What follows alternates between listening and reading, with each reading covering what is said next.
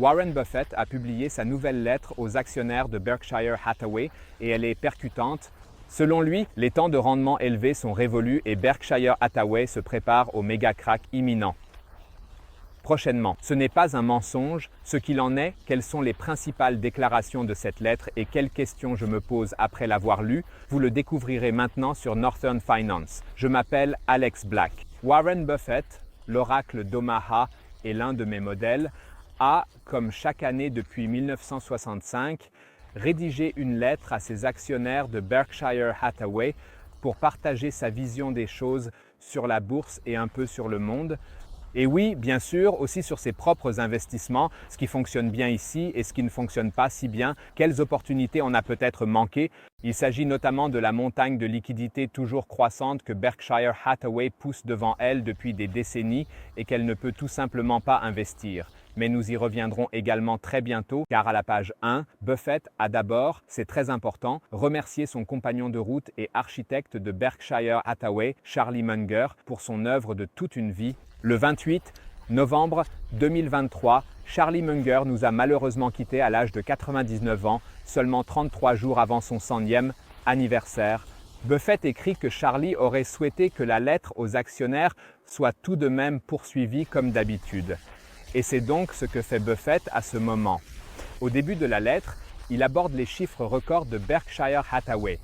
En 2023, Berkshire a en effet réalisé un bénéfice de 96 milliards de dollars en une seule année, mais cela, selon lui, est trompeur. Ce sont en effet des gains comptables, donc principalement une augmentation de la valeur des actions que possède Berkshire Hathaway. Et en 2022, par exemple, il y avait une perte de 23 milliards. Ce chiffre ne dit donc pas grand-chose. Pour évaluer la rentabilité, il est plus pertinent de considérer ce que l'on appelle le bénéfice, qui était de 27,6 milliards de dollars en 2021, passant à 30,9 milliards en 2022 et à 37,4 milliards en 2023, ce qui représente une augmentation de plus de 35% en seulement 3 ans. C'est vraiment impressionnant. Dans l'ensemble, les actionnaires de Berkshire peuvent donc être très satisfaits et même si l'on compare la performance de l'action Berkshire à celle du grand indice SP500, que beaucoup considèrent toujours comme une référence, on constate que les actionnaires de Berkshire ont, tout comme le marché dans son ensemble, souffert lorsque celui-ci a connu des difficultés, notamment lorsque la bourse s'est effondrée au début de 2020 à cause de la pandémie de Corona, mais ensuite elle a également rapidement rebondi.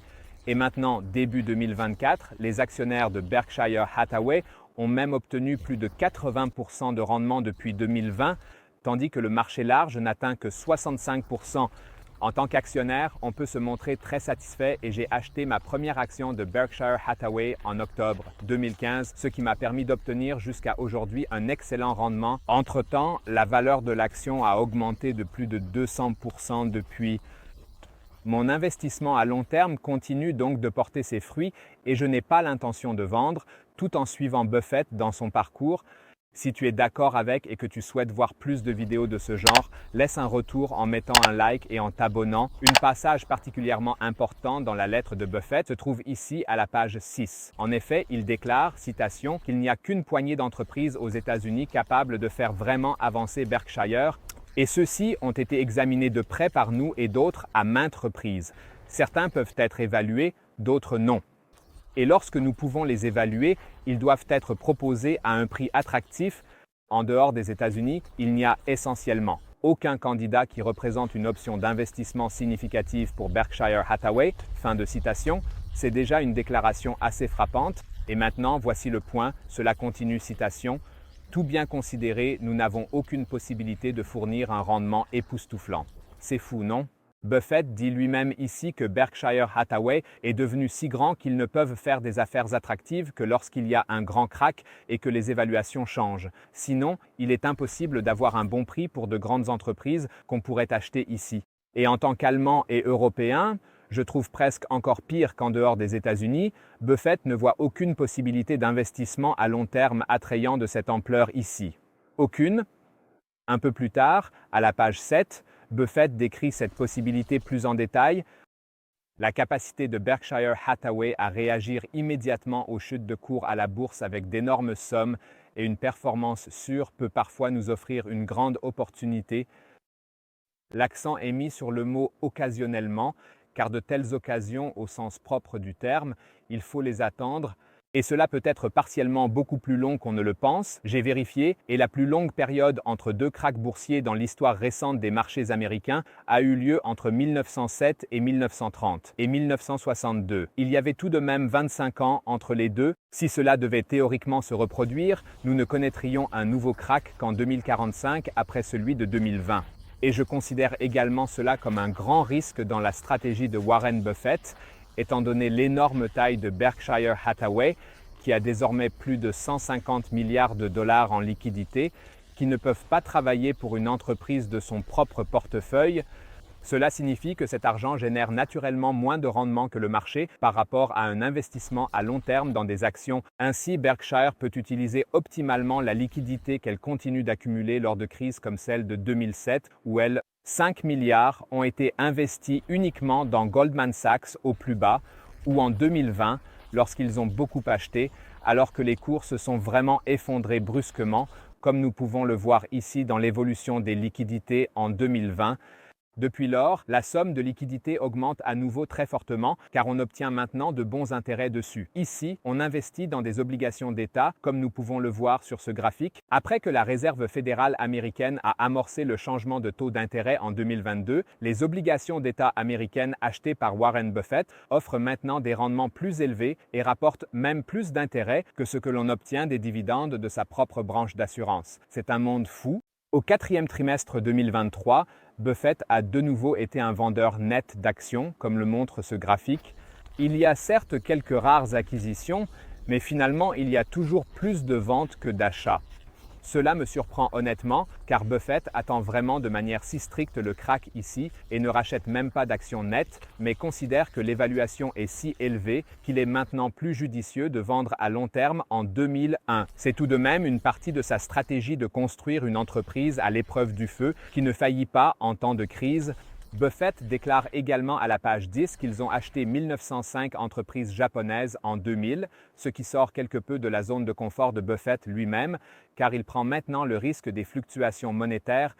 En effet, les achats et ventes de ces actions sont bien sûr effectués en yens japonais et non en dollars américains, tout comme les paiements de dividendes qui doivent tous être convertis en dollars. Jusqu'à présent, cela s'est très bien passé et au bénéfice de Berkshire, comme cela est décrit ici.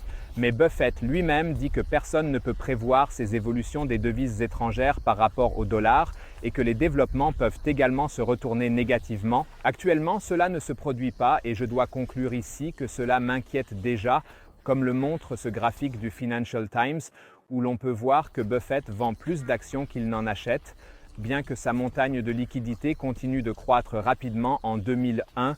Si l'on combine cela avec les évaluations toujours croissantes que nous observons actuellement sur le marché boursier, le meilleur exemple étant Nvidia, il y a en ce moment une véritable montée en flèche à cause de l'intelligence artificielle. Cela me fait penser que Buffett voit ici une bulle ou du moins un crack se profiler à l'horizon. Qu'en penses-tu? Est-ce que Buffett a raison avec sa stratégie d'attendre le crack et de ne pas investir maintenant mais plutôt de vendre? Dites-le dans les commentaires ci-dessous, je suis très curieux d'échanger ici. Les 10 plus grandes actions du SP500 ont un ratio cours-bénéfice de 40. Au sommet de la bulle Internet, à la fin des années 1990, les 10 premières avaient un ratio cours-bénéfice de 26. Une valeur normale pour les grandes entreprises est d'ailleurs de 20.